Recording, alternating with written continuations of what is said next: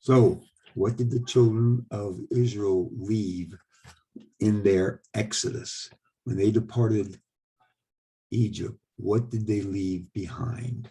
First of all, the land of Egypt. They were going to their promised land. They left a celestial type of people, people who would put others in bondage, who would murder children, who would abuse women. They left a celestial type of people. They were in bondage to an evil, tyrannical government.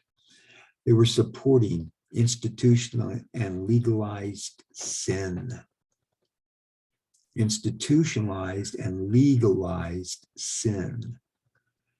They were not owning their own families. They were not owning their own bodies, their own selves.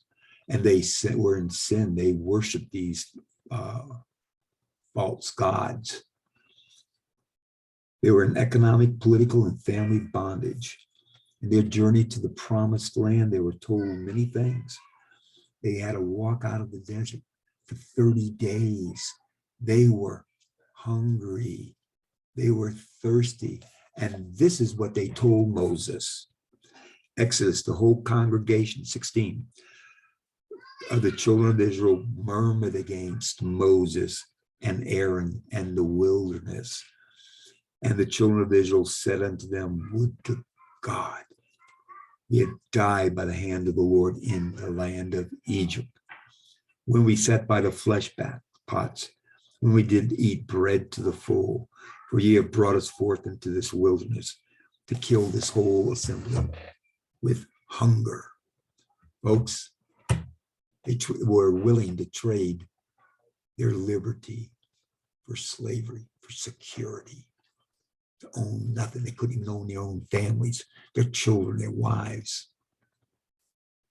What are you willing to trade for your security? Americans have traded everything for their security. The majority of them, not a minority of us. Okay, let's just push this envelope a little further. They had to take the promised land.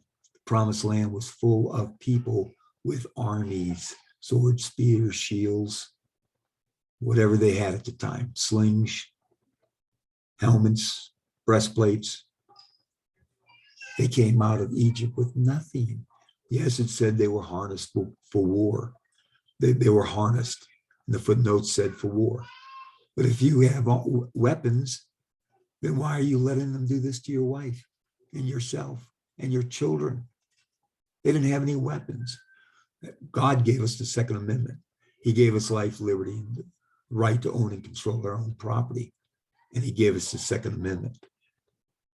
Think about it. So this is what Josephus in the Antiquities of the Jews writes.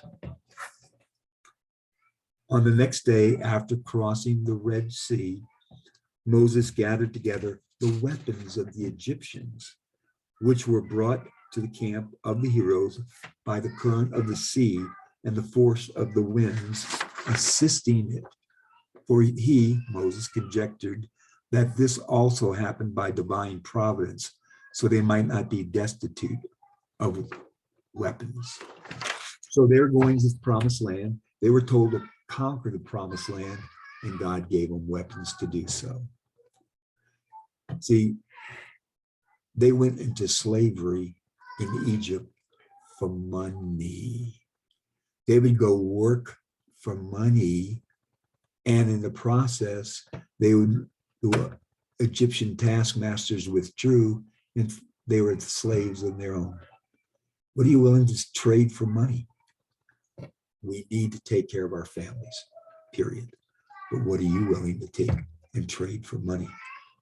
Will you get a shot? Will you do a little surreptitious dealing? Will you go to a party and maybe drink some alcohol? What will you do for a little bit of money? Okay. Now, when the economic deals change, you change. They protect your family because the government is coming for your family. We're going to talk about a little bit of that in the next segment of Cooper's Cogitations. Thank you very much.